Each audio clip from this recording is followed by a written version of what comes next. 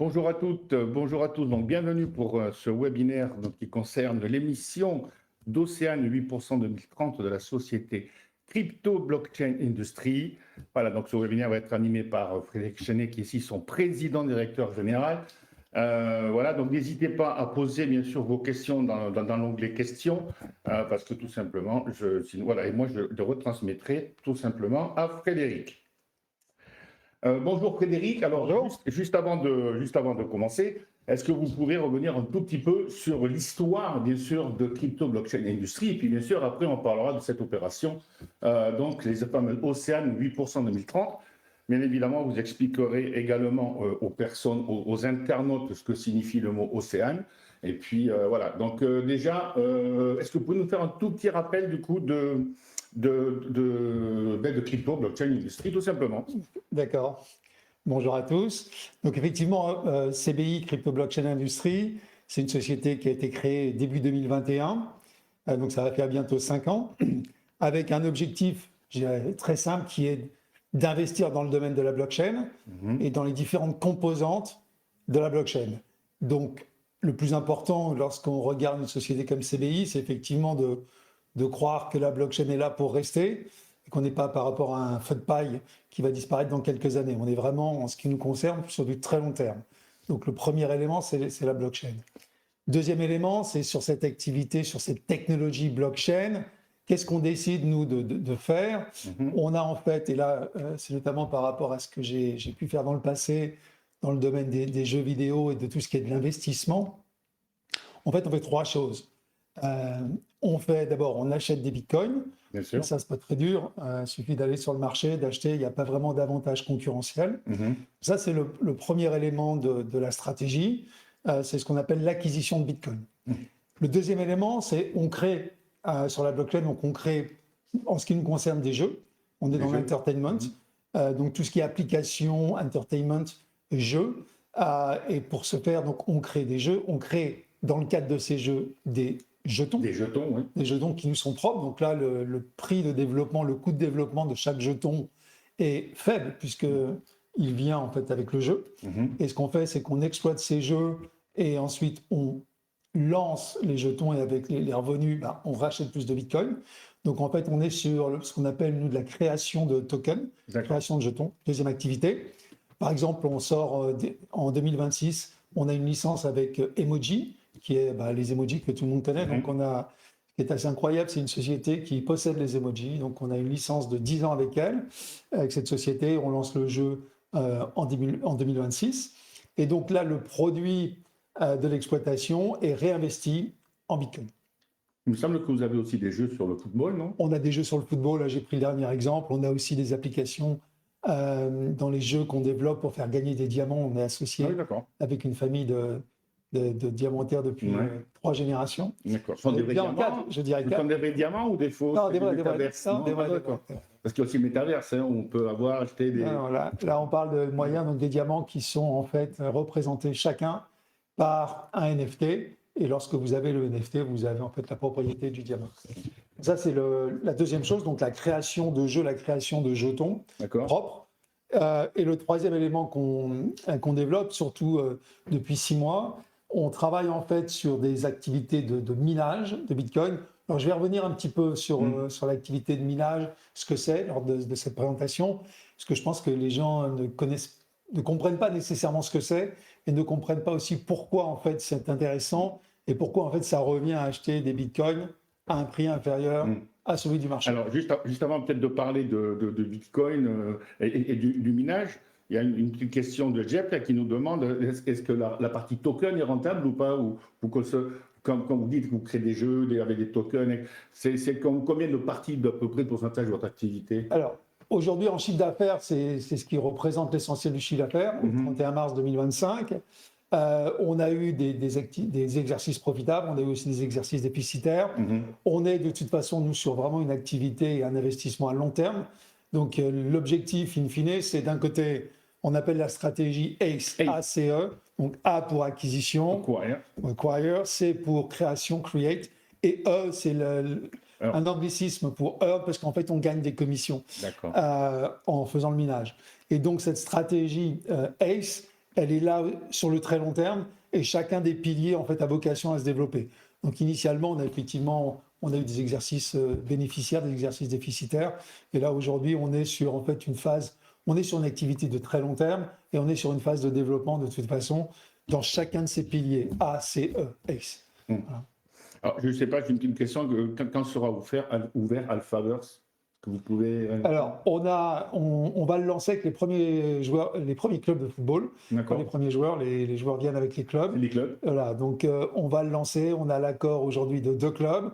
On est en train de définir la date de sortie sur l'exercice, puisqu'en fait, ce sont des lancements qui se font en synchronisation avec les clubs. Il est hors de question pour nous d'aller lancer quoi que ce soit. Donc aujourd'hui, on a fini les intégrations et on est en fait en train de travailler sur le plan marketing avec, je pense à 2 clubs en particulier, 2 clubs sur lesquels, alors en plus, en fonction des résultats des clubs, c'est pas toujours évident d'aller lancer un métaverse, donc on essaye d'avoir une bonne fenêtre de tir sur l'exercice. Ok, mais sinon, maintenant, vous allez plutôt recentraliser un petit peu sur l'acquisition de crypto-monnaies et puis le minage. Alors, en fait, on continue de pousser les 3 activités. Il se trouve que là, aujourd'hui, je suis venu pour parler d'une Océane. Donc, une levée d'un financement dédié, principalement sur la 3e activité, le minage. Mais les 3 activités continuent de se développer. Ce matin, on avait, et on en aura un autre, on avait une conférence téléphonique sur le jeu avec les diamants. Les emojis, c'est quasiment tous les 2 jours. Donc les 3, je dirais, piliers sont en phase de développement. Et simplement, aujourd'hui, on est plus, c'est vrai, avec un coup de projecteur sur l'activité minage, puisque c'est celle qui nous occupe aujourd'hui. Ce qui est assez intéressant, je vais y venir dans quelques minutes, ce qui est assez intéressant avec le minage, c'est qu'une fois qu'on a lancé les serveurs, je ne dis pas qu'il n'y a plus rien à faire, mais c'est plus du monitoring et ça ne requiert pas, je dirais, une attention tous les instants. Donc c'est plus un exercice et un objectif de monter en puissance le plus rapidement possible. Et tous les jours, on vérifie les rendements parce qu'en fait, on est payé tous les jours. Ok. Alors, il va falloir quand même nous expliquer, ou du moins expliquer aux internautes, comment on peut arriver à miner déjà du Bitcoin, comment on peut arriver à avoir du coup, je pense que le but c'est d'avoir moins cher que le prix du marché, et si on peut peut-être répondre à la Joby qui pose une petite question, combien de serveurs avez-vous acquis à ce jour, et pour miner à peu près combien de Bitcoin? Alors, je crois qu'il y a plusieurs questions. Voilà, on a une présentation avec quelques fiches, si on peut peut-être la faire passer. On est en fait aujourd'hui on a acheté plus de 500 serveurs aujourd'hui. Alors, ce qui est assez intéressant, c'est que, voilà, vous avez la page à l'écran. En ce qui nous concerne, on en a déjà revendu parce qu'on les a revendus avec profit. Donc, en fait, on fait à la fois, on investit dans les serveurs, on les met en exploitation et des fois, on a de très, très bonnes opportunités. Et donc, on les revend pour en rajouter des plus récents. Globalement, à la date d'aujourd'hui, on a investi pour plus de 3 millions de dollars et on a revendu avec profit plus de 10% du parc de serveurs d'ores et déjà. Donc, le minage, c'est ce qui est écrit sur la page que les gens peuvent voir en ce moment à l'écran. En fait, c'est une activité assez simple. L'analogie que je prends toujours, c'est lorsqu'on transfère des euros d'un compte à un autre compte, on est d'une manière ou d'une autre facturé par une banque.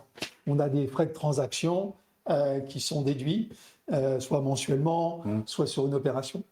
Pourquoi? Parce qu'en fait, les banques ont développé le système, SWIFT, SEPA, et donc le refacture au client. Pour le Bitcoin, ou la Bitcoin, en tout cas pour le Bitcoin, il n'y a pas un tel réseau, puisqu'on est sur en fait un réseau public qui n'est possédé par personne. Et donc, c'est la communauté qui acquiert les ordinateurs. Alors, ce n'est pas des Apple ou des petits iPads. On est sur des Bitmain. Enfin, il y a toute une série, il y a toute une palette d'ordinateurs qui valent de 4000, 4005 jusqu'à 8000, 10 000 et plus. Et donc, c'est la communauté en fait qui, en achetant ces serveurs, en les connectant aux autres, en les connectant au réseau, qui processent les transactions, et notamment pour ceux qui ont envoyé déjà des jetons d'un portefeuille à un autre, sur chaque opération, il y a un fee qui est pris, et on sait aujourd'hui, en grande masse, qu'au niveau du réseau Bitcoin, alors ça dépend du prix du Bitcoin évidemment, mais on parle entre 45 et 50 millions de dollars de rémunération qui sont répartis quotidiennement entre les différents ordinateurs qui ont processé les transactions sur le réseau Bitcoin. Donc, en très simple, nous, ce qu'on fait, alors on le fait dans le cadre d'un partenariat qu'on a avec Blockware Solutions, qui est un des plus gros mineurs privés aux États-Unis. Nous, ce qu'on fait, c'est relativement simple. On achète des ordinateurs, on a un certain prix, on les connecte au réseau, on paye l'électricité, et ces ordinateurs processent un certain nombre de transactions sur la journée. On est payé tous les jours, 2 heures du matin, on reçoit une certaine somme en Bitcoin. Généralement, jusqu'à présent, on n'a pas revendu, on a commencé un petit peu à en vendre pour payer l'électricité. Mais simplement, ces Bitcoins, on les garde. Et donc, il est où le rendement? Il est que lorsque, à la fin, je compare d'un côté le prix d'achat des ordinateurs aux revenus, aux commissions qu'on a pu gagner, diminuer du prix de l'électricité, on a en fait un rendement qui est, sur une base annualisée, de l'ordre de 30% par an. Donc, c'est mieux que d'acheter des bitcoins sur le marché. Alors évidemment, ça prend du temps, parce qu'on achète l'ordinateur et il va... Après, ils deviennent aussi souvent obsolètes, il faut les changer. Alors, on est sur des durées de vie qui sont en moyenne légèrement supérieures à 3 ans, mais nous, on ne prend pas ce risque. En fait, là où on a on essaye d'avoir un avantage compétitif supplémentaire, c'est lorsqu'on achète un serveur, on ne va pas attendre sa fin de vie utile, 3 ans, 3 ans et demi. Avec le système Blockware Solutions, en fait, c'est une plateforme qui a été créée et nous, on peut revendre immédiatement nos serveurs. Donc, nous, on fait l'effort avec Blockware Solutions d'aller acheter les serveurs, d'attendre, de les connecter, de les mettre en exploitation. Et au bout de 30 jours, 60 jours, 90 jours, on les revend, on les remet en vente sur le marché. Donc, aujourd'hui, on en a vendu pour plus de 300 000 $ avec des profits. Et ce qui nous permet en fait d'accélérer. Donc, c'est un taux de rotation. On n'attend pas la fin. Tout à fait, on n'attend pas la fin. Et il n'y a pas un risque de sécurité? Alors déjà, je pense, c'est énergivore de mettre tous ces serveurs les uns à côté des autres. Le prix de l'électricité varie aussi souvent. Donc, est-ce que vous n'êtes peut-être pas un peu pénalisé par ce prix de l'électricité? Et puis, au niveau de sécurité, comment vous les stockez? Parce qu'il y a déjà eu plein de vols de Bitcoin. Alors, il y a différentes choses. Pour démarrer sur la sécurité, nous, ce qui se passe, c'est qu'on est payé tous les jours.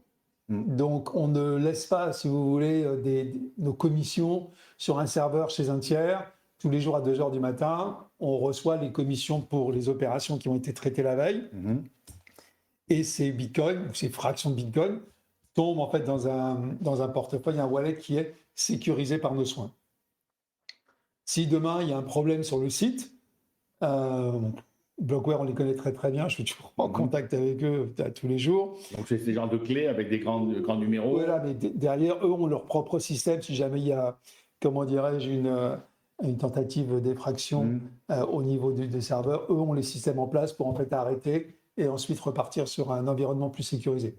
Donc, le paiement quotidien, en fait, est là. On voit, en ce moment, là, on voit quelques exemples, quelques photos. Ce ne sont pas les nôtres, hein, c'est une photo Blockware sur la mise en connexion de différents serveurs. Donc, ce qui se passe, c'est que donc, sur la sécurité, on est véritablement, je dirais, sur en fait, des opérations qui sont séquencées, qui sont assez distinctes les unes des autres. Et donc, nous, ensuite, on met les bitcoins qu'on reçoit, ça tombe dans un wallet qui n'est même pas chez nous d'ailleurs, qui est chez un tiers avec des clés. Donc, c'est ça qui est le plus intéressant, c'est que ça nous permet en fait de les sécuriser. Ça, c'est sur la partie Bitcoin. Sur la partie, je dirais, de l'intérêt de ces activités d'une manière générale, les grands paramètres, c'est quoi? C'est d'un côté, donc on parlait du coût d'électricité. Donc les serveurs que nous avons sont principalement au Kentucky, aux États-Unis, parce qu'on a de très bonnes conditions en termes d'électricité. L'autre facteur, c'est évidemment le prix du Bitcoin, puisque une fois qu'on a acheté l'ordinateur, il est connecté au réseau. Si à la sortie, dans 1 an, dans 2 ans, le Bitcoin est à 20 000 $, ça vaut mieux de débrancher l'ordinateur et d'arrêter de payer l'électricité.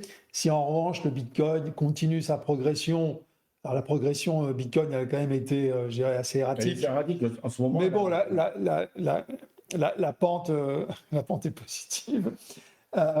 Donc, à partir de ce moment-là, le prix du Bitcoin à la sortie va avoir une importance aussi comment dire, considérable. Nous, ce qu'on essaye de faire, notamment sur le Bitcoin, pour l'instant, on ne les a pas vendus.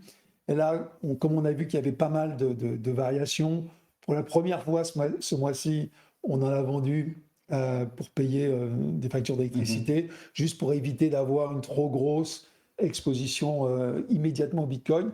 Donc aujourd'hui, on garde le profit sur le mois de décembre, on l'a gardé, le profit net, on l'a laissé en Bitcoin, c'est juste pour faire un test. On voulait aussi tester tous les systèmes avec Blockware, mais je pense qu'à partir de janvier, on va revenir et continuer à payer les factures d'électricité, comment dirais-je, en euros ou en dollars, ou quelle espèce, en fiat monnaie, comment dire. Alors, plutôt pour répondre à la question de nos participants, est-ce que pendant la descente du Bitcoin ces dernières semaines, ces derniers jours, on est passé de 122 000 $, on est redescendu sous les 99 000 $, après là, on est remonté un peu, on était à 105, un truc comme ça, est-ce que vous avez profité pour en acheter un peu? Alors, on n'en a pas vendu. Donc, voilà, donc on en a acheté un peu. Comment dirais-je, c'est extrêmement difficile de toute façon je dirais, de prévoir l'évolution de Bitcoin. En fait, fondamentalement, on n'est pas des traders. D'accord. Donc nous, ce qu'on fait, c'est que on achète, si on en a vendu, c'est peut-être pour 50 000 $, 100 000 $. Pour assurer, peut-être aussi. C'est plus pour dire, OK, on va le faire. Mais fondamentalement, on n'est pas, en fait, essayer de trader le Bitcoin. Il y a des gens qui le font, qui sont, je pense, meilleurs que nous. Nous, on est plutôt sur une logique d'accumulation. Donc, on achète des serveurs, on les connecte. On sait que sur une base de 115 000 $, c'est 30% minimum de rendement annuel pour l'instant. À 105 000, il y aura 10 points en moins. Si c'est à 125 000, il y aura 10 points en plus. Donc, on a ces ordres de grandeur et on est plutôt ici, nous, dans une logique d'accumulation et je dirais, j'allais dire, de thésaurisation des bitcoins. Oui, alors pour répondre à Romain, oui, accumuler, c'est ne pas vendre, c'est les conserver. Tout à fait. Voilà. Alors, puisque vous arrivez à un minant, moi, c'est une question qui est. Puisqu'à minant, vous arrivez à avoir un prix inférieur, on va dire, au cours du Bitcoin. Ouais. Alors, bien sûr, à mon avis, c'est une moyenne sur plusieurs jours, non? Pourquoi ne pas vendre à découvert le Bitcoin puisque vous le minez à côté? Alors, Parce que ça pourrait être une stratégie, ça. Alors, ce qu'on fait, donc là, je touche du bois, Ouais. on devrait pouvoir annoncer là une opération d'un montant, je dirais, relativement, pour l'instant, nominal, c'est de l'ordre de 20 millions de $. On est en fait en train d'emprunter contre les bitcoins. Donc, ce qui revient aussi, d'un autre côté, à faire fructifier les bitcoins qu'on a. Ce qui est intéressant, c'est qu'aujourd'hui, pour acheter des ordinateurs, on pourrait vendre des bitcoins ou on pourrait emprunter contre des bitcoins. Pour l'instant, on ne vend pas parce qu'on pense que, notamment quand on le voit. Vous les mettez en collatéral? On les met en collatéral contre des prêts à taux fixe sur des durées de vie. Et c'est vrai qu'on a en fait, avec ce moyen, ça nous évite, si vous voulez, d'avoir à vendre des bitcoins pour racheter des ordinateurs. On est plutôt, c'est vrai que de toute façon, si les auditeurs qui détiennent de l'action CBI ou qui seraient intéressés par les Océanes, fondamentalement, on est sur une position longue en Bitcoin. Je pense qu'il ne faut pas avoir de l'action CBI ou de l'Océane si on essaye de faire du trading de Bitcoin, parce qu'il y a des gens qui le font beaucoup mieux que nous, et c'est un autre produit, c'est pas du tout le même objectif. Nous, on sait qu'on va, globalement, on peut se tromper sur certains jours, parce qu'effectivement, personne ne peut prévoir que Bitcoin va passer de. Surtout qu'il y a beaucoup de mouvements le week-end, il y a beaucoup de mouvements de décrochage le week-end, voilà, etc.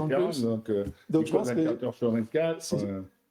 Si quelqu'un veut absolument trader du Bitcoin sur du court terme, personnellement, je ne pense pas que l'action CBI ou l'Océane CBI soit un bon instrument. Ouais, le moyen le plus, autant. On est clair. Voilà, ça, d'accord. En revanche, et c'est pour ça d'ailleurs, sans anticiper sur la deuxième partie, c'est pourquoi on a choisi une Océane.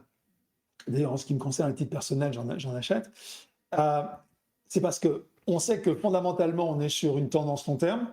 On pense que sur le long terme, le Bitcoin va monter, qu'on ne sait pas exactement, on va avoir des oscillations autour d'une droite, mais la pente est positive. on ne sait pas ce qui va se passer au jour le jour. Donc c'est pour ça que, par exemple, en ce qui me concerne, avoir une exposition action et une exposition océane, qui sont deux produits différents, on va y arriver. On va en revenir. Ça permet aussi dans certaines situations, de dire tiens, l'océane marche mieux, donc je peux faire une prise de profit sur l'océane, ou l'action marche mieux. Et c'est ça qui est le plus important, c'est d'avoir une exposition avec différents types de produits, parce que personnellement, je pense que c'est absolument impossible de dire, et pourtant Dieu sait si je lis pas mal d'articles sur le sujet, c'est impossible de dire Bitcoin sera à X dans 3 mois, dans 6 mois. Personnellement, je pense que c'est impossible. Pareil pour tous les marchés. Hein, on Voilà. ne peut pas prévoir exactement le niveau futur. Donc, c'est mieux d'avoir, donc plutôt, en tout cas en ce qui me concerne, je préfère avoir une exposition sur 2 types de produits, ce qui me permet en fait, si jamais il y en a un qui ne marche pas temporairement, l'autre a d'autres caractéristiques qui font que celui-ci aura un meilleur rendement. Alors, juste une question très intéressante. Combien il y a de salariés vous sont affectés au minage chez CBI? Et déjà, combien il y a de salariés chez CBI? Alors, aujourd'hui, on est 50 à peu près, mais principalement le studio de développement. Et donc en France, on est moins de 10 en France. Voilà. Et affecté au minage, en fait, on est 3, puisqu'il s'agit surtout de faire des deals et d'acheter les serveurs et ensuite de les vérifier. Donc on a en fait, moi-même, parce que ça je m'en occupe, c'est moi qui prends les décisions avec le conseil d'administration. J'ai une personne dédiée qui s'occupe effectivement de suivre ce qui se passe tous les jours, suivre que les bitcoins ont bien été reçus, on regarde tout ce qui est le rendement et on se pose toujours les questions de savoir comment on peut améliorer le rendement. Et puis il y a une partie financière qui est là le plus important, qui est, je dirais, aussi importante. Donc on est principalement 3 personnes, mais on peut n'être que 3 personnes à partir du moment où on a cet accord sur 10 ans avec Blockware Solutions, où en fait dans le fee mensuel qui leur est payé, on utilise aussi leur infrastructure. Bien sûr. C'est plus intéressant pour nous, je dirais, plutôt que d'aller créer une infrastructure qui n'aurait servi que pour nous. Je connaissais très très bien les gens de Blockware Solutions, ça faisait longtemps qu'on voulait travailler ensemble, et je pense que c'est plus intéressant pour nous d'avoir cet accord. Et ils ont eu des actions, ils rentrent au capital, donc d'avoir cet accord stratégique avec eux, parce qu'en fait, on fait un petit peu ce que j'appelle du ski nautique sur l'intégralité des investissements qu'ils ont fait. Donc nous, ça nous permet de raisonner en marginal. Alors, j'ai juste une petite question. Si vous ne vendez pas de Bitcoin, comment vous faites pour payer l'électricité? Et on a du cash. Voilà. On a du cash qu'on a généré avec nos opérations. Il y a aussi, en ce qui me concerne, des prêts d'actionnaires qui ont été faits. Il y a eu des ventes d'actions qui ont été faites. Donc aujourd'hui, on fait tout ce qu'on peut en fait pour garder le maximum de Bitcoin et on paye donc l'électricité en dollars, parce que l'électricité est payée en dollars. D'accord. Il y a André qui me dit donc, vous accumulez, et ensuite, qu'est-ce qui se passe? Mais je pense qu'on est uniquement sur une logique, je dirais, d'accumulation à des prix inférieurs au marché. On est uniquement dans cette logique-là. Je crois qu'aujourd'hui, on est sur je pense que la personne qui pose la question, on pourrait aussi compléter cette question par en fait à quoi sert Bitcoin et qu'est-ce qu'on pense, je dirais, de l'avenir de cette crypto-devise.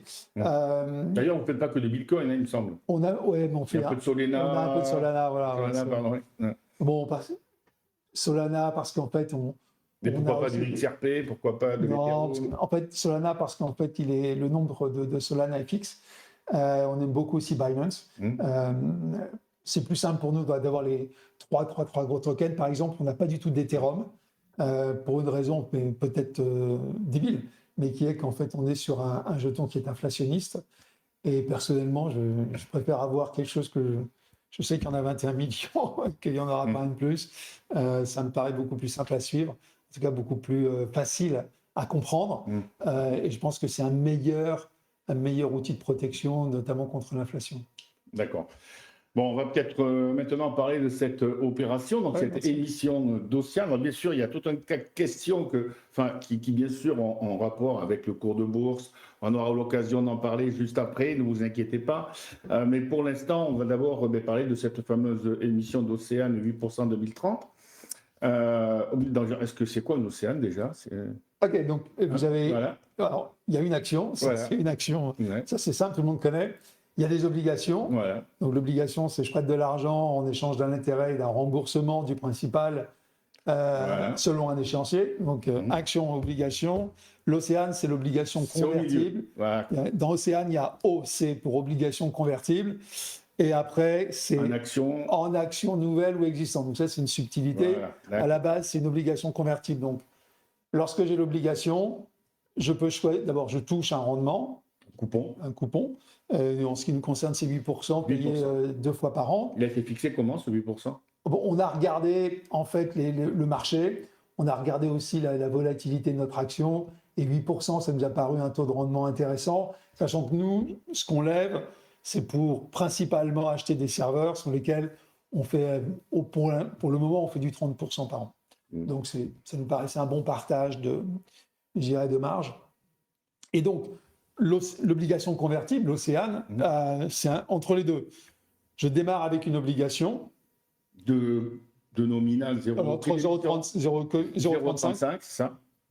Sur ces 0,35, je touche 8% par an. D'accord. Donc 2 fois 4%. Je crois que c'est semestriellement. Semestriellement, 2 fois par an. Donc ça, c'est la position de base, la position de départ. Après, j'ai l'option à tout moment de dire, je ne veux plus de l'obligation, mais je préfère prendre l'action. Mais pour ça, il faudrait que l'action dépasse. Tout à fait. Justement, il y a une question, mais quel intérêt d'acheter des Océanes alors qu'on a peut-être déjà des actions? Alors, et qu'en plus, bon, c'est vrai, pour l'instant, je ne porte pas très bien. Donc voilà. Et je vais répondre. Et moi, je ne sais pas aujourd'hui, c'est pour ça que je prends un peu des deux, personnellement. L'obligation, donc, offre un rendement de 8% par an que n'offre pas l'action.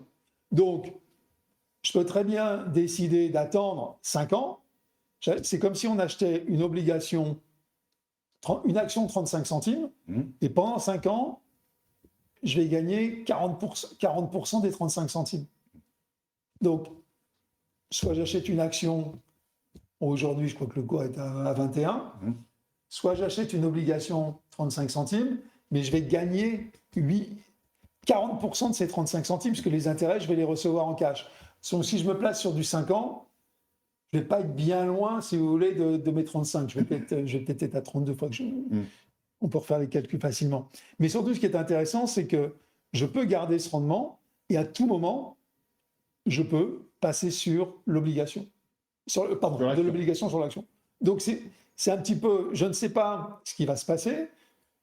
Je peux avoir l'action à 21. Si le cours baisse à 15, autant avoir pris 35 il vaut mieux garder l'obligation. Et les 8% de rendement, parce qu'à la fin du fin, on rembourse les 35 en cash. En revanche, si le cours de l'action augmente, oui, je vais pouvoir bénéficier en fait de tout l'upside au-delà des 35, sachant que j'ai aussi les intérêts. Donc, l'un dans l'autre, on est sur quelque chose qui est, comment dirais-je, c'est ça, 40% de 35, c'est 14.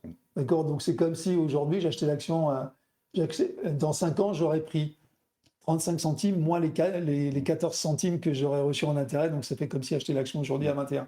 Alors après, il y a des calculs plus sophistiqués sur les années, les intérêts, etc. Mais fondamentalement, il ne faut pas oublier qu'on garde, oui, c'est une action, mais on reçoit 14 d'intérêt. D'accord. Alors, la parité, comme on appelle, c'est 1 pour 1. Alors, la parité, donc, une action pour une Océane. Une Océane qui donne droit à une action. D'acheter, c'est ça, de convertir en une action.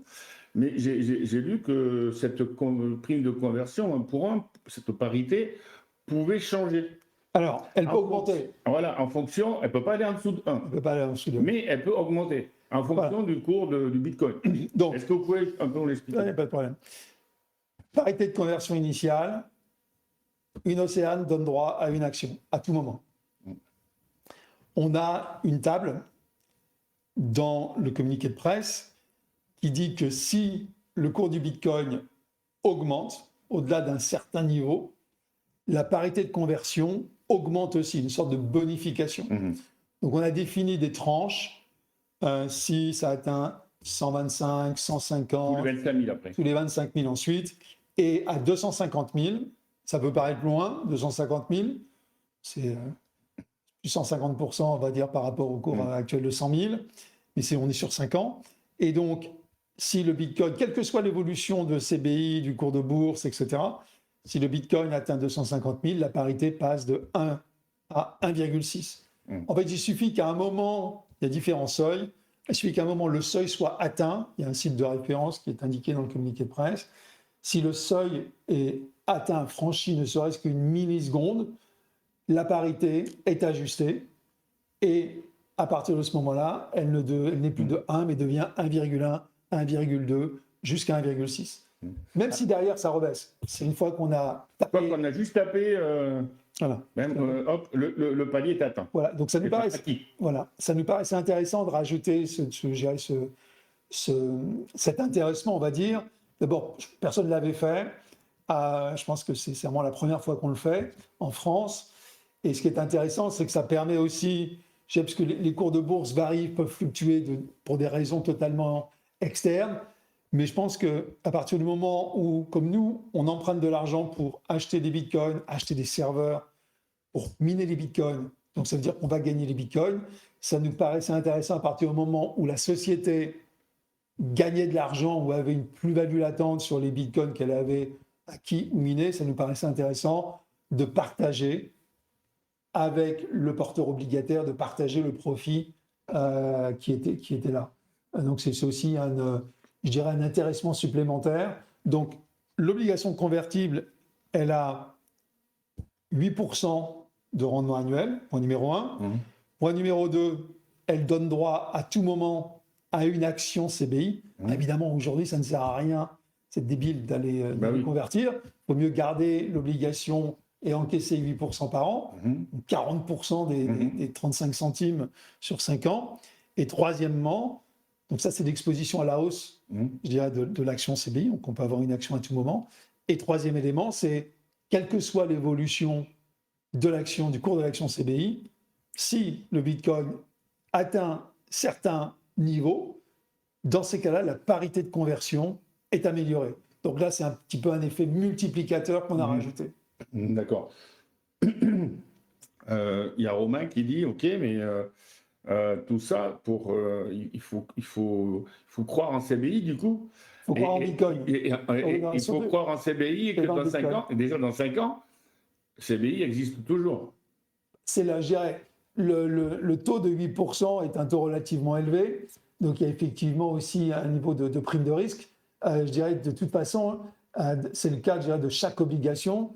À part sur des obligations d'État françaises, il y a toujours une prime de risque. Alors certes, il y a des sociétés qui sont beaucoup plus solides que d'autres, mais aujourd'hui, c'est ce qu'on a essayé de refléter aussi, cette prime de risque, avec le rendement offert de 8%. Alors, c'est vrai dernier point, un point que j'ai quand même oublié de mentionner, les actions CBI sont cotées, les Océanes seront aussi cotées. Voilà. Donc, il y aura... Alors, ça va dépendre du nombre d'acheteurs, du nombre de vendeurs, évidemment. Je crois que c'est le 24 novembre. Le 24 novembre. Donc, les Océanes sont des produits cotés. Donc, à partir de ce moment-là, on a aussi, sans nécessairement vouloir convertir, normalement, il devrait y avoir un marché de l'Océane qui permet à la personne, elle peut les revendre aussi dans le marché. Voilà, après, ce sont les aléas du marché. C'est aussi il y a risque de profit et risque de perte. Alors, juste pour répondre à Madi, si le jour on arrive à la limite du nombre de bitcoins, en fait, qu'est-ce qui se passe? Alors, je reviens juste sur le terme de minage est un tout petit peu trompeur parce que, les gens entendent minage, ils disent « Oh, ils sont en train de créer des bitcoins ». Ils disent donc, on est aujourd'hui, il reste presque 2 millions de bitcoins à créer. Mais les dernières bitcoins seront créés, d'après les derniers articles que je disais, c'était en 2140, pas 2040, 2140. 2140, on saura plus. Bon, peut-être que ça a changé, j'ai dû lire ça il y a un mois. Mais nous, fondamentalement, quand on fait du minage, on processe des transactions de bitcoin d'un portefeuille, d'un wallet vers un autre wallet, mais ça peut être des bitcoins nouvelles ou des bitcoins existantes. Donc, le jour où les 21 millions de bitcoins auront été créés, donc 2140, quelques, il y aura toujours des bitcoins qui seront échangés. Donc, de la même manière que des euros sont échangés d'un compte à un autre et que les banques, d'un compte à un autre, et que les banques facturent des frais de transaction, il y aura toujours besoin, parce qu'il n'existe pas d'entité centralisée qui possède le réseau Bitcoin. C'est un réseau public, mais vraiment public au sens, je dirais, primaire du terme. Il y aura de toute façon toujours besoin d'ordinateurs pour processer ces transactions. Donc, on ne fera... Aujourd'hui, lorsqu'on fait des transactions, on prend beaucoup de bitcoins existantes, on en crée un petit peu. Enfin, c'est pas nous, hein, c'est via les ordinateurs. Lorsque les 21 millions de bitcoins auront été créés, il y aura des transactions uniquement sur des bitcoins existantes, mais le business restera toujours là. Il faudra bien des ordinateurs pour processer les transactions. D'accord. Alors, juste pour revenir un peu sur l'opération, pour les actionnaires actuels de crypto de CBI, hein, je rappelle, le mnémonique c'est ALCBI pour les gens qui nous écoutent, mais je pense que vous le savez, puisque j'ai eu pas mal de questions sur le cours, c'est vrai, on en parlera tout à l'heure de CBI. Donc, pour les actionnaires actuels, ils ont reçu des droits préférentiels de souscription. Ces droits, alors il y a quelqu'un qui dit c'est vrai, mais là il vaut 0,0002. Le droit, qui cote aussi en temps réel. Alors juste déjà pour répondre à Romain, de toute façon, à partir du 12 au soir, les droits, ils explosent. Il y a, pour un actionnaire, on va dire, la première option, c'est d'exercer les droits. J'ai reçu, je les exerce. Je peux aller en acheter sur le marché, si j'en veux plus, mais ça, c'est la première chose. Ce qu'il faut voir, c'est que vous pouvez souscrire même si vous n'avez pas de droit. Oui, c'est ça. Parce qu'il y a des souscriptions libres. Donc, libres. Voilà. Si certaines personnes qui ont reçu des droits ne les vendent pas, ne les exercent pas, si d'autres personnes veulent venir, c'est pour ça qu'on dit que c'est ouvert à tous, il suffit de contacter votre banque. Alors vous verrez dans la présentation qui est sur... On a une page dédiée sur notre site web. Vous avez donc notamment toute la présentation qui est en train de défiler. Elle est disponible sur le site web, c'est cbicorp.io. Donc vous pouvez tout consulter. Donc si jamais vous avez une difficulté, vous pouvez nous contacter pour souscrire à des obligations. Mais fondamentalement, vous pouvez souscrire même si vous n'avez pas de DPS. On peut le faire en candidat libre. Voilà, tout à fait. Donc ça, c'est la première chose. Première chose, je peux participer. Deuxième chose, je peux ne pas participer. Donc il y a des droits qui ont été distribués à tous les actionnaires et qui, je dirais, sont là pour être cédés. Si les droits ne valent rien, ça veut dire simplement que, à quoi ça sert les droits de préférentiel de souscription? C'est lorsqu'on émet, nous, des produits, c'est pour compenser les actionnaires actuels. Si jamais le produit qu'on émet est trop généreux, il est trop en faveur des nouveaux arrivants. C'est un moyen de dédommagement. C'est un moyen de dédommagement. Donc ça veut dire que si le DPS, le droit préférentiel de souscription, il vaut rien, ça veut dire que le produit qu'on propose, il est équilibré. C'est-à-dire qu'on n'est pas en train de désavantager tous les actionnaires existants. On offre un produit équilibré. Donc ça, c'est la deuxième chose. La deuxième option, c'est ne rien faire. Je vends les droits. Et là encore, si les droits n'ont pas de valeur, ça veut dire que... Je laisse expirer. Je n'ai pas été lésé, parce que sinon, si jamais le produit valait énormément, était très avantageux, était tellement désavantageux que pour vendre les actions pour acheter le produit, dans ces cas-là, les droits vaudraient quelque chose. Oui, les droits, ils seraient très élevés, et donc... C'est finance de base. Donc, point numéro 2, c'est de dire, OK, je ne participe pas, je vends mes droits. Premier cas, je participe. Deuxième cas, je ne participe pas. Troisième cas, je dis, moi, ce qui m'intéresse, c'est plutôt l'action. Dans ces cas-là, je me repositionne sur l'action et je laisse tomber les océans. Mais l'action et l'océan sont deux produits très différents. Je crois que chaque actionnaire ou chaque nouvel actionnaire doit se poser la question de savoir quel est l'outil qui est le mieux adapté à mon portefeuille, à ma stratégie, à mes propres besoins de liquidité sur une certaine durée, sur un certain horizon de temps. Et nous, on ne peut pas répondre à ces questions. Ce n'est pas possible. Nous, ce qu'on peut faire, c'est principalement proposer deux options et on les explique du mieux qu'on peut, sous le contrôle de l'AMF. Et derrière, chacun doit se positionner. Il y en a qui... J'ai vu des messages, comment dirais-je, sur le site, sur l'adresse de contact de la société. Il y en a qui disent c'est super l'Océan, il y en a qui disent c'est pas bien. Ah, pourquoi je vais aller acheter de l'Océane à 35, l'action est à 21? Bah oui, mais parce qu'il y a les 8% de rendement garanti, que l'Océane, ça protège contre, je dirais, une chute de l'action. En revanche, oui, si l'action monte, on revient sur des niveaux qu'on a connus, on va perdre un tout petit peu au démarrage. Et puis ensuite, comme on est sur une parité de 1 pour 1, au-delà de 35 centimes, on est sur, comment dirais-je, on est sur une participation comme si on était actionnaire. Donc, ce qu'il faut bien comprendre quand on achète l'Océane, on paye 35 centimes et on va recevoir chaque année un total de 14 centimes, 40% de 35. 40% était 5 ans à 8%. 40% de 35, donc 14. Et on va les recevoir. Donc, ça revient en fait à acheter sur 5 ans une action à 21 centimes.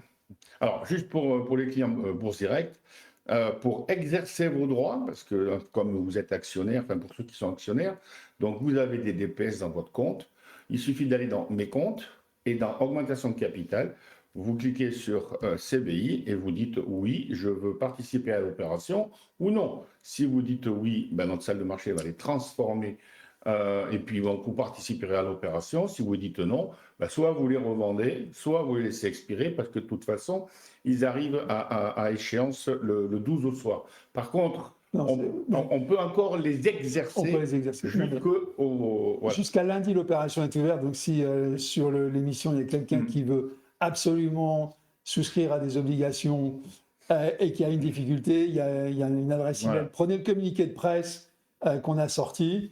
En bas, il y a comment dirais-je, une adresse qui est cbi@helium.fr de mémoire. Donc, vous l'avez en bas du communiqué de presse. Donc, n'hésitez pas, vous l'utilisez. Et il y a quelqu'un qui est là, dont la mission est de vous répondre. Et on fera tout, je dirais, pour faciliter l'opération, que vous ayez ou que vous n'ayez pas de droit préférentiel de souscription. Alors après, il y a des règles. C'est-à-dire que les gens qui ont des DPS passent avant les autres. Bien sûr. Mais en plus, il y en a à titre réductible, enfin irréductible, il y en a à titre réductible. Donc, vous pouvez même en demander plus si vous avez envie, parce qu'il va peut-être en rester. Donc, du coup, voilà. Ce que je sais, je le dis parce que je l'ai appris. Dieu sait pourtant si j'avais un petit peu d'expérience, mais dans les PEA, vous pouvez mettre les Océanes, mais uniquement à hauteur de votre quote-part de détention au capital. Donc, si vous voulez souscrire plus que la quote-part de détention au capital, dans ces cas-là, j'ai appris que ça ne pouvait pas aller dans les PEA. Bon, je vous demande simplement de vérifier auprès de vos banquiers. Mais en tout cas, en cas de difficulté, il y a une adresse cbi@aelium.fr qui est en bas du communiqué de presse. Donc, n'hésitez surtout pas à envoyer un email. Alors, j'ai une petite question alors, qui revient justement sur l'opération. Pourquoi vous émettez des Océanes alors que vous auriez pu tout simplement vendre des actions? On ne voulait pas, comment dirais-je, on voulait surtout limiter, on voulait faire deux choses. On voulait d'abord limiter la dilution. C'est vrai que si on doit émettre des actions, il faut donner une décote par rapport au cours de bourse actuel, alors que l'Océane, il y a une petite prime, il y a une prime. C'est un emprunt. C'est un emprunt, mais il y a une prime qui est compensée par les intérêts, partiellement par les intérêts. Donc la première chose, c'est qu'on voulait éviter la dilution. La deuxième chose, c'est que aujourd'hui, avec les Océanes, ça nous paraissait intéressant d'offrir un produit alternatif parce que si on est sur CBI ou si on est sur des sociétés qui investissent dans la blockchain et dans le Bitcoin, c'est parce qu'on pense que le Bitcoin, sur le long terme, va progresser. Sinon, il faut shorter l'action CBI plutôt que n'importe quelle autre action. Mais fondamentalement, c'est parce qu'on pense que le cours du Bitcoin va s'apprécier. Ça, c'est le point numéro 1. Maintenant, c'est un peu, je reviens sur ce que je disais il y a quelques minutes. Comment va-t-il s'apprécier? Quelle va être la variation au jour le jour? Personnellement, je ne sais pas. Et donc, c'est pour ça qu'on s'est dit, OK, on souhaite fondamentalement lever de l'argent pour acheter plus de serveurs, pour miner plus de Bitcoin. Donc, on travaille sur des situations non dilutives, c'est ce que j'expliquais. C'est pas encore fait, mais prendre quelques bitcoins, emprunter contre des bitcoins comme en collatéral, ça c'est une chose qu'on fait, mais on voulait aussi accélérer, avoir un peu plus d'argent. Et donc, ça nous a paru plus intéressant, j'ai d'offrir un produit alternatif, de mettre une seconde option sur le marché, parce que de toute façon, si certaines personnes veulent acheter de l'action CBI, ils peuvent le faire pour aller sur le marché. Donc ça nous paraissait plus intéressant d'avoir une deuxième option, un deuxième véhicule qui est quand même à la fin du fin, qui est de l'action, puisqu'on peut convertir à tout moment. Oui, il y a une petite prime au début, mais en échange, il y a les intérêts. À l'échéance, au pire, vous remboursez le prix d'émission. Si jamais les Océanes sont en échec, me demande Damien. Ah bah on va continuer. Que ferez-vous? Est-ce que ça mettrait CBI en péril? Non, pas du tout. Donc c'est ce qu'on a indiqué d'ailleurs dans le communiqué de presse. Donc aujourd'hui, pourquoi on fait cette opération? C'est pas pour financer l'activité, puisqu'on est financé aujourd'hui. C'est vraiment pour accélérer l'acquisition des serveurs et en fait avoir de plus en plus de serveurs pour acquérir de plus en plus de Bitcoin avec un discount. Si jamais l'opération n'est pas un succès, on achètera moins de serveurs, on travaillera sur d'autres méthodes de financement. On travaille par exemple, on est en train de regarder sur des opérations de leasing. C'est vrai qu'à la fin du fin, on achète des ordinateurs. Mais je crois que c'est un peu plus compliqué, puisqu'en fait, les ordinateurs, nous, sont aux États-Unis. Et pour avoir bien regardé le sujet, il y a aussi eu une activité de leasing qui a été en baisse, parce que je crois qu'il y a eu pas mal de défauts, de risques de défauts sur l'industrie de leasing. Donc voilà, on travaille aussi à d'autres alternatives. Là, ça nous paraissait intéressant de le faire. On est parti sur un montant relativement bas, 4,9 millions. Donc on va continuer derrière avec des activités, des financements non dilutifs.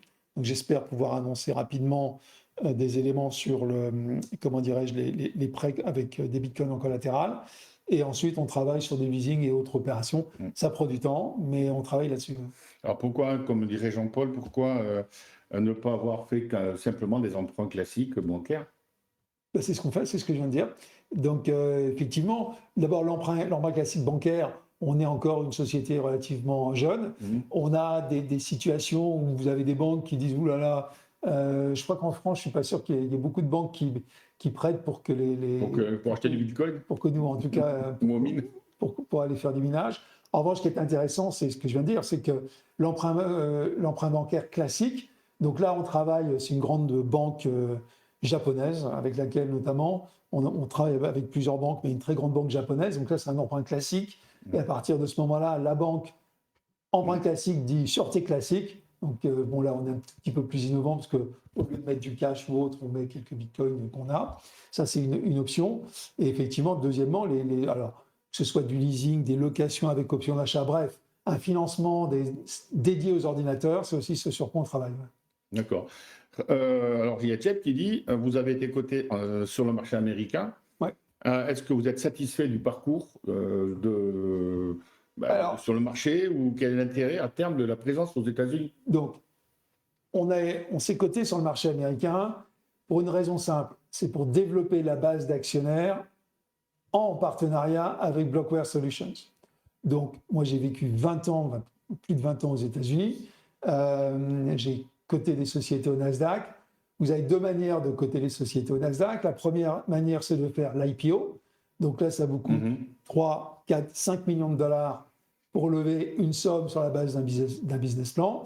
Et il faut être principalement accepté au bout d'un processus qui dure 18 à 24 mois. Donc ça, c'est l'IPO aux États-Unis. C'est on va dire le Nasdaq ou New York Stock Exchange. Clairement pas notre cas. L'autre option, c'est de le faire parce que notamment on n'a pas 3, 4, 5 millions de dollars à mettre sur une opération. C'est de le faire étape par étape.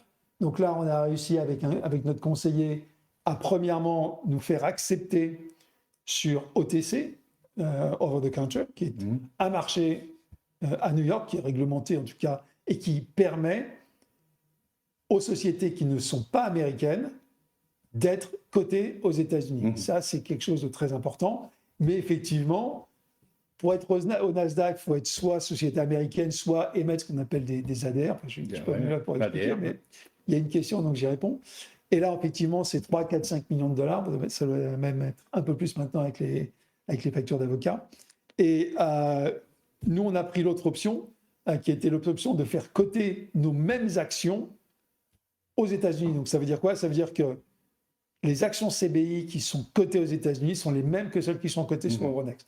Et donc, là, maintenant, ce qu'on est en train de faire, c'est qu'on est en train de travailler avec Blockware Solutions pour, en fait, un plan comment dirais-je, de communication auprès de tous leurs partenaires, de tous leurs actionnaires, pour faire croître la liquidité et faire croître l'intérêt des investisseurs de l'OTC sur l'action CBI. C'est via un contrat de liquidité Alors, le contrat de liquidité, il est déjà assuré par OTC QB, OTC QX.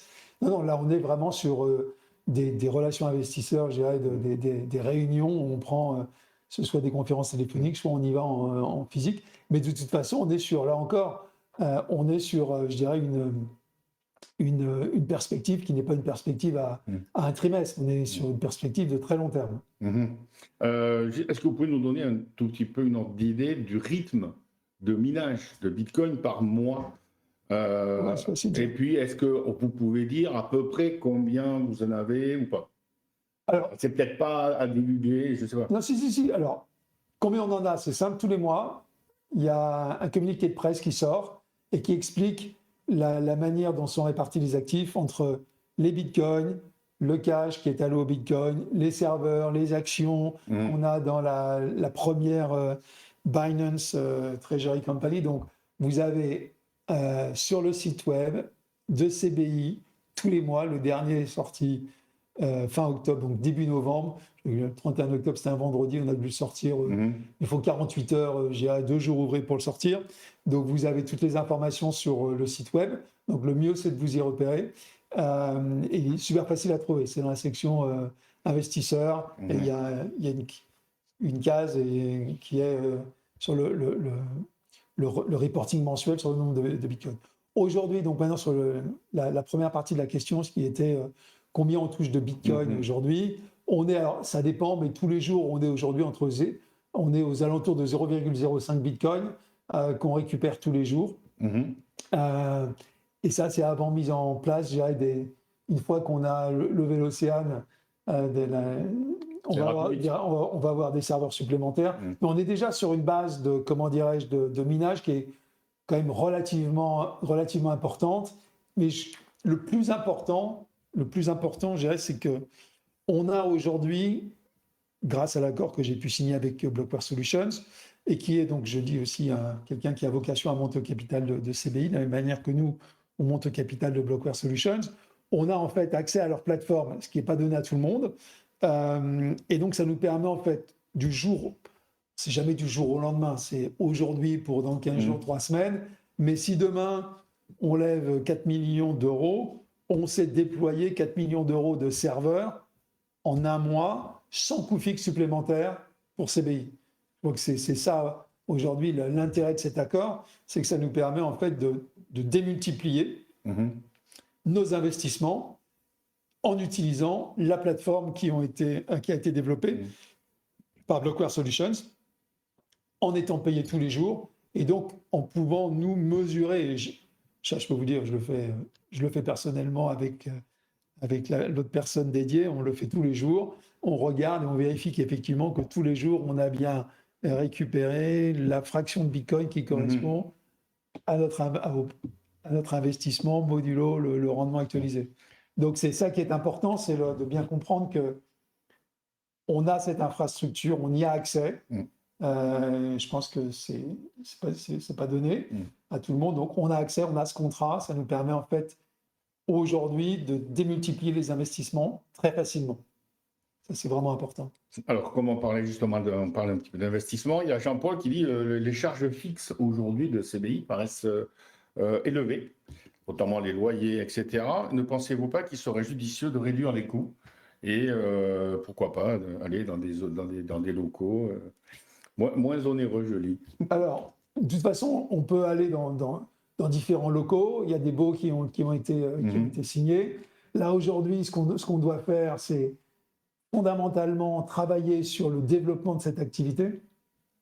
Donc, les loyers aujourd'hui, ou même sur mon salaire, je crois que je n'ai pas pris de rémunération depuis 12 mois, simplement parce que je préfère aujourd'hui laisser l'argent dans la société et acquérir les serveurs. Donc, en termes de cash, aujourd'hui, le cash reste dans la société. J'ai un contrat. En fait, je le prends au fur et à mesure et j'essaye comme je suis quand même l'actionnaire majoritaire, j'essaye aujourd'hui j'essaie de tout faire pour ce qui est de valoriser le cours de l'action. Il n'y a pas beaucoup de dilution sur CBI, on n'a pas de système de stock options, on est, comment dirais-je, on a une structure de capital qui est absolument lisible puisqu'elle est mise à jour tous les mois, vous l'avez sur le site web, donc on fait très attention parce qu'aujourd'hui, moi, c'est l'essentiel de mon patrimoine, il est dans les actions, donc je fais tout pour que ça se développe.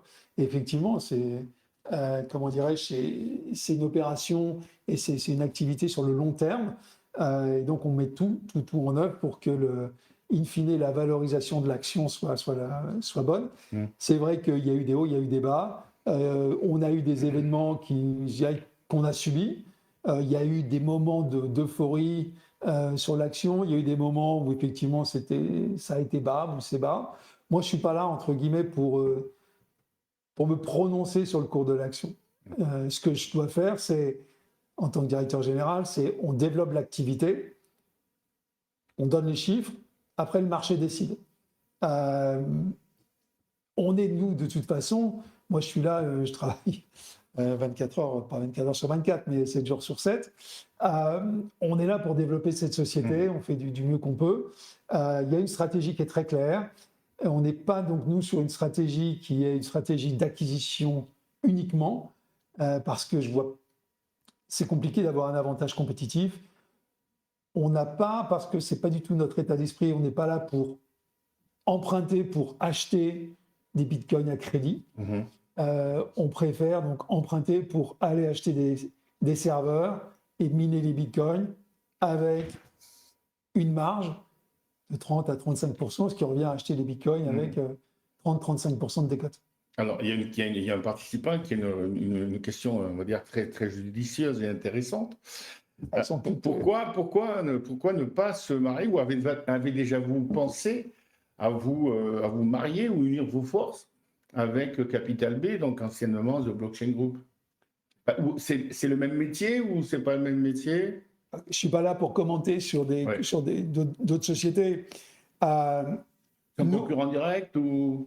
On n'est pas... Il n'y a pas de concurrence dans ce métier, puisque de toute façon, on achète des bitcoins. Donc, oui, il y a un tel volume de transactions. De toute façon, ce n'est pas comme si on était après le même client.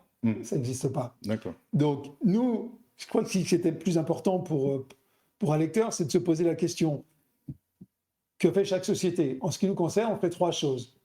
ACE, ACE, on en achète, mais je trouve que, personnellement, je n'ai pas trouvé le moyen d'avoir un avantage compétitif extraordinaire lorsqu'on achète, puisque je connais personne qui vend des bitcoins avec des grosses décotes.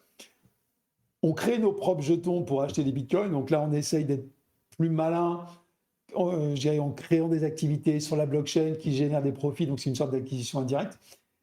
Donc c'est le C, création, je reviens, c'est ACE. Et E pour le minage.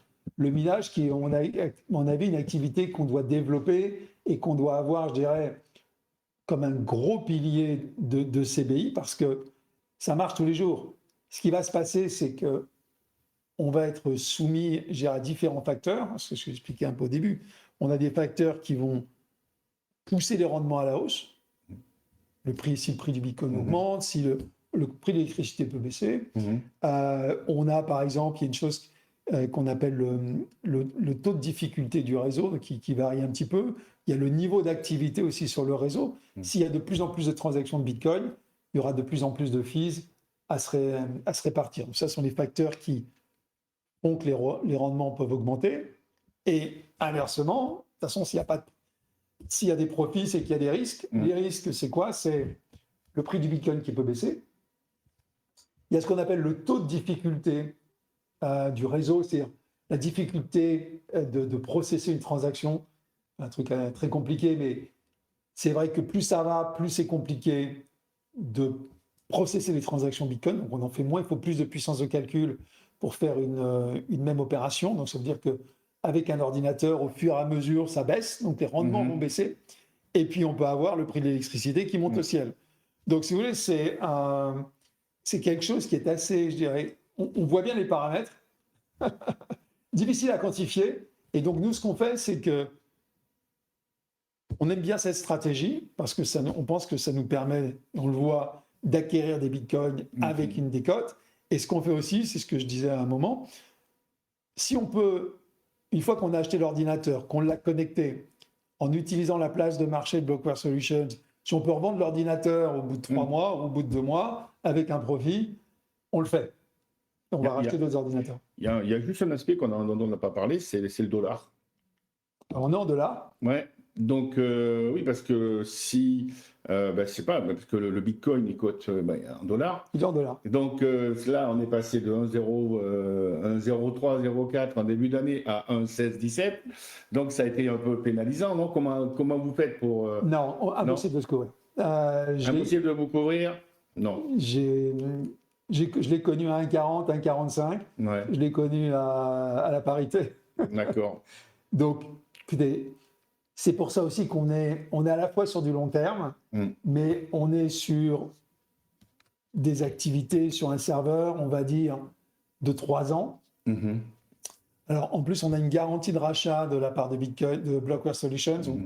Ils nous garantissent de nous racheter l'ordinateur au moins à 25% de son prix d'achat au bout de 3 ans. Mais en pratique, nous, on n'attend pas les 3 ans. Lundi, on était sur la place de marché et donc on était en train d'ajuster les prix de vente de nos ordinateurs parce qu'en fait, on a déjà aujourd'hui, si vous prenez un ordinateur qu'on achète, on va dire 100, il a déjà généré des bitcoins pendant 4 à 5 mois et on sait qu'en plus que nous, on a fait l'effort d'acheter l'ordinateur, de le connecter, de le mettre en exploitation, bref, de montrer que ça marche.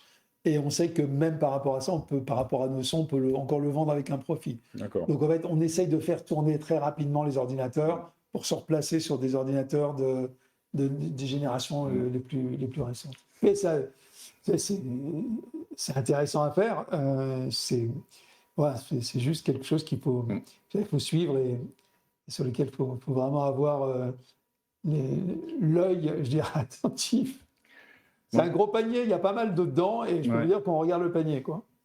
Bon, je vois que le temps passe très vite. Alors, est-ce qu'on peut juste revenir donc déjà sur faire un petit résumé sur l'opération avec les différentes caractéristiques. Voilà, je crois qu'il y a au niveau des DPS aussi, il y a déjà une personne qui redemande la fin des DPS. Alors là, il faut regarder, attendez, sur les DPS, regardez le calendrier. Il y a un calendrier qui a été sorti par CBI. Oui, voilà. Il vaut mieux regarder. Voilà. Au pire, vous pouvez appeler aussi la salle des marchés au 01 56 88 90 90 pour les clients. Et bien évidemment, ils vous donneront tous les renseignements. Non, mais et si vous avez un problème, là encore, dans le communiqué de presse, en bas, il y a une adresse email. N'hésitez pas, n'attendez pas. Donc, le plus important, c'est que la souscription se termine lundi prochain. Donc, pour ça que j'étais intéressé. Intéressé par la date, parce que ça permet de découvrir. On a encore 4 jours, comment dirais-je, pour prendre une décision. Donc, vous avez là sur la page qui est à l'écran que je regarde en même temps. Donc, vous avez les principaux éléments. Donc, Océane, le montant maximum, la valeur nominale, donc 0,35 centimes. Oui, c'est plus que l'action, mais il y a 8% d'intérêt pendant 5 ans. Donc, évidemment, ça compense un peu. La contrepartie étant que vous avez une garantie à la baisse, ce qui n'est pas le cas dans l'action. Échéance, c'est du 5 ans, donc 24 novembre 2030. 24 novembre parce que les obligations les Océanes seront émises. D'ailleurs, le prochain paiement, c'est 24 mai, c'est tous les 6 mois. Ouais, c'est tous les 6 mois. Conversion, une pour une. Donc, une Océane donne droit à une action CBI avec une bonification. En fonction du cours. Quelle que soit l'évolution du cours de bourse, c'est vraiment pour caler le truc sur le Bitcoin. Donc, souscription, vous avez jusqu'au 17 novembre avec DPS. C'est ouvert à tous. Si vous n'avez pas de DPS, vous pouvez quand même envoyer une souscription. Il y a une règle, on doit servir en priorité ceux qui ont les DPS. Bien sûr. Mais comme moi, je ne vais pas souscrire à 100% de mes DPS, de toute façon, il y aura de la place, donc vous pouvez sans DPS venir. Ne soyez pas timide si le produit vous intéresse. Donc, CarVenture, c'est la holding, donc on prendra pour 1 million d'euros. Éligibilité PME, PEA, PME. Donc là, vous regardez, chaque situation est différente, donc je vais plutôt, je dirais, faire une formule classique et demander à chacun de vérifier sa propre fiscalité. Et on est effectivement sur une Océane qui va être cotée. Vous savez sur quel marché ou pas? Là, c'est Euronext Group, c'est marqué là. On a même le code EASY aujourd'hui. Okay. Donc, il y aura en fait une double liquidité. sur l'Océane, les gens qui veulent échanger, acheter et vendre les Océanes entre eux, et sur l'action. Donc, une fois que vous êtes... lorsque vous ferez... Alors, juste une dernière chose, je sais que le temps presse. 2 choses. Lorsque vous convertissez une Océane en action, vous cessez de percevoir les intérêts à partir du trimestre en cours. Donc, le dernier coupon a été payé. Exemple, je décide de convertir aujourd'hui, je n'aurai plus de coupons dans le futur. Donc, le semestre en cours, par exemple, il passe dans la conversion, je n'aurai pas le droit aux intérêts sur le semestre en cours. Ça, c'est le point numéro 1. Point numéro 2, la conversion se fait à tout moment à l'initiative du porteur de l'obligation. Évidemment, c'est débile d'aller convertir aujourd'hui. Mais bon, j'ai les 8% par an. Il y a juste un cas qui est mentionné donc, dans cette présentation, je n'ai pas eu le temps d'en parler. La société peut forcer la conversion si le cours dépasse 130% des 35 centimes, donc 45,5 centimes. Si le cours de l'action arrive pendant une période, c'est un certain nombre de jours de bourse consécutifs, moyenne pondérée par les volumes, etc. Mais si pendant une certaine période de référence, le cours de l'action dépasse 130% de votre prix d'achat, donc si les porteurs ont fait 130% 30% de rendement sur l'action, alors nous, société, on peut dire, OK, dans ces cas-là, écoutez, le cours de l'action, regardez, maintenant est là depuis un certain moment, on vous demande de choisir, en fait, on vous force la conversion, on vous donne les actions, mais que vous pouvez vendre sur le marché à ce moment-là. D'accord. Donc, il y a un cas de remboursement, un cas de conversion anticipée. On peut forcer la conversion. Si jamais cette disposition, vous voulez en savoir plus, là encore, je vous demande de regarder. Il y a 2 éléments qui font foi. Parce que là, on vous a présenté des résumés. Il y a un communiqué de presse qui est sorti, qui a été sorti par CBI. Et il y a eu une publication au ballot, publication officielle. Donc, les 2 documents sont sur notre site web, sur notre page dédiée. Ce sont ces 2 documents qui font foi. Et si vous avez des questions, si vraiment quelque chose n'est pas clair, vous pouvez là encore envoyer un email à l'adresse qui est indiquée sur le site. Alors, juste pour conclure, parce que je vois que le temps encore passe très très vite, pour conclure, est-ce que vous pouvez dire un petit mot aux actionnaires que CBI déjà, parce que j'ai eu beaucoup de questions, mais CBI a beaucoup baissé, ça valait 2, maintenant ça vaut 21 centimes ou je ne sais plus combien, je crois que c'est ça. Alors, est-ce que vous pouvez juste répondre en disant, voilà, et puis donc, alors, hormis le rendement, pourquoi participer à l'Océane? Alors, en fait, les 2 réponses sont liées. Si on avait voulu lever des fonds en action, compte tenu de la performance récente du cours qui a souffert, il y a eu, je dirais, une baisse qui nous est pas aussi... On a peut-être souffert plus que les autres ou moins que les autres, ça dépend des jours. Si je le prends aujourd'hui, je ne suis pas content, évidemment, de la performance de l'action. Ce qu'il faut bien comprendre, c'est que moi, je suis le premier actionnaire. Donc, chaque fois que le cours baisse, je dirais, en proportion, je suis celui qui souffle le plus. Donc, clairement, je ne suis pas là pour faire baisser le cours de l'action. Nous, au niveau de la société, on a une stratégie, on est là sur le long terme, et fondamentalement, on est là parce qu'on pense que le Bitcoin va progresser sur la durée. Et on pense que fondamentalement, le Bitcoin répond aujourd'hui à une demande, non pas au niveau français ou européen, mais au niveau mondial, d'un système public pour envoyer une valeur, je ne dis pas celle de la devise, pour envoyer une valeur d'une personne à un autre sans aucun intermédiaire. Ça, c'est fondamentalement la notion du service public que rend le Bitcoin à beaucoup de gens. Vous avez des gens qui, de toute façon, n'auront jamais de compte bancaire. Pourquoi? Parce moi, je travaille énormément en Afrique. J'ai dû travailler peut-être dans, je ne sais pas moi, 35 pays en Afrique. Et on fait sur des outils financiers. Vous avez des gens qui n'auront jamais de carte bancaire. C'est pas possible. Ils n'ont pas de papier, et où ils n'ont pas d'adresse, et où de toute façon, si jamais on leur demande leur patrimoine, ils sont incapables de le justifier. Donc, on n'est pas en train de parler, moi, à vous, j'aurais avant que j'ai besoin d'un bitcoin pour aller acheter du pain, mais j'ai une carte de crédit. Moi, j'en ai pas besoin.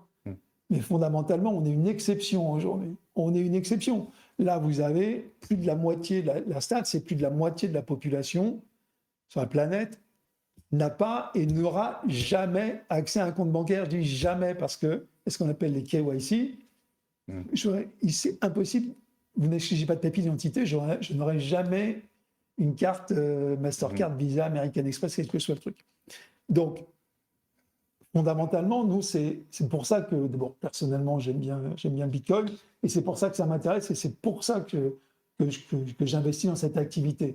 Non pas parce que, ça va aider tout le monde, mais c'est parce que ça va aider tout le monde qu'on n'est pas une charité. Je fais aussi des charités à côté. Je donne de l'argent, mais c'est un autre sujet. Là, on est sur une activité côté du business.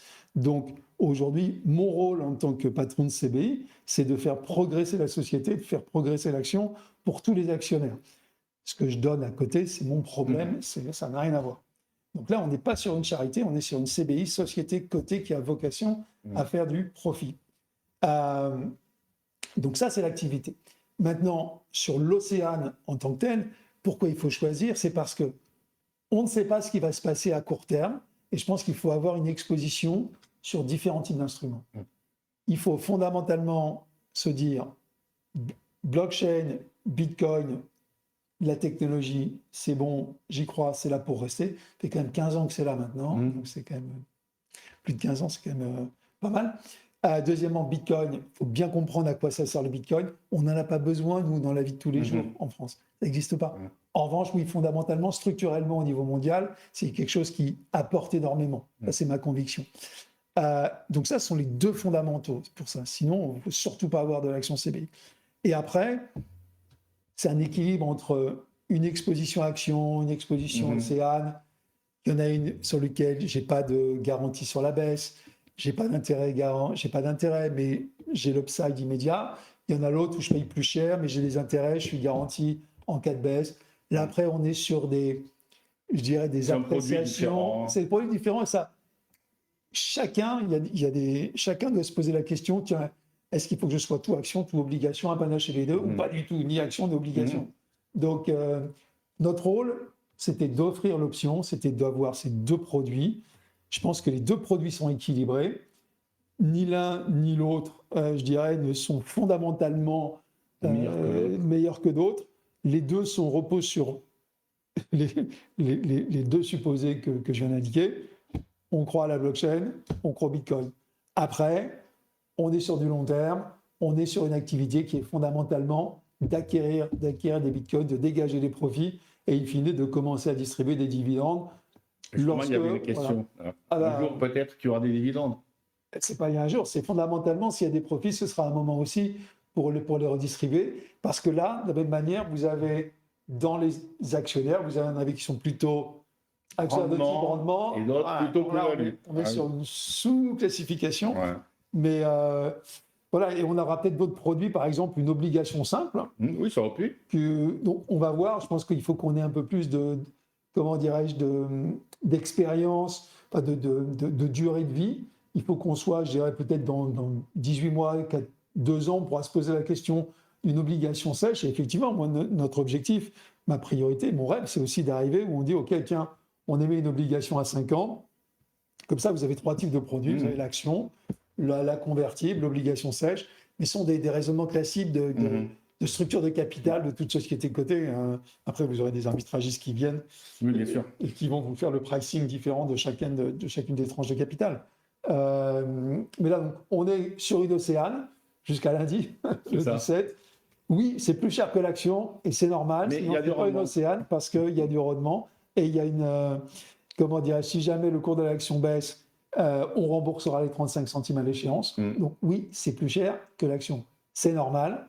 Les deux produits sont équilibrés. Donc, si vous avez des actions, si vous ne voulez pas participer, vous vendez les DPS. S'il n'y a pas de valeur sur les DPS, ça veut dire que grosso modo, il n'y a pas de déséquilibre entre le traitement des différentes opérations. Si vous n'êtes pas du tout actionnaire, si vous voulez rentrer par l'océan, vous pouvez venir. Le plus important, c'est que les deux produits, l'action et l'obligation, sont cotés sur Euronext Growth. il y a du volume sur l'action. Ça va être notre boulot de, je dirais, faire lors de réunions investisseurs, de faire en sorte qu'il y ait du volume sur l'Océane 2030. Mais là encore, si vous achetez l'Océane, vous pouvez la revendre à tout moment. Et pendant 5 ans, vous pouvez la convertir ou la revendre. Bon, bah, écoutez, merci beaucoup. J'espère que ça a été très clair. Voilà, il y a eu beaucoup de questions. Voilà, c'est donc voilà. Donc n'hésitez pas donc déjà à aller peut-être sur le site donc cbicorp.io. Vous pouvez appeler notre service donc notre salle des marchés ou envoyer un petit message aussi via la messagerie à OST. Ils seront ravis de vous répondre jusqu'à nous demain, mais c'est jusqu'au 17. Donc on répond tout le temps. Voilà, on répond tout le temps, il n'y a aucun problème. Le webinaire a été donc enregistré, donc il y aura bien sûr un replay sur notre chaîne YouTube et sur le site de Bourse Direct. Je vous souhaite une excellente fin d'après-midi. Merci Frédéric. Merci. Voilà, donc peut-être une prochaine fois. Bon courage pour cette émission et puis peut-être que la prochaine fois ce sera les obligations classiques. On verra, mais pour l'instant, effectivement, on va déjà finir cette émission et j'espère qu'on va lever le plus de fonds possible pour acheter des serveurs et sinon on le fera différemment. Voilà, vive le minage. Merci beaucoup.